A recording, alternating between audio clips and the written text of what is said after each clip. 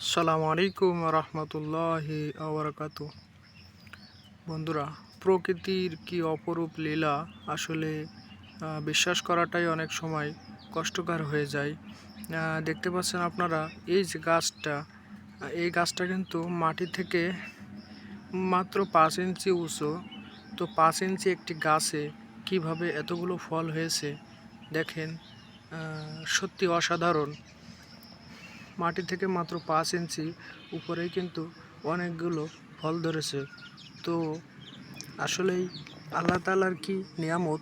আল্লাহ চাইলে পাথরের ভিতরে অবস্থানরত একটি পোকাকেও কিন্তু রিজিক দিতে পারে।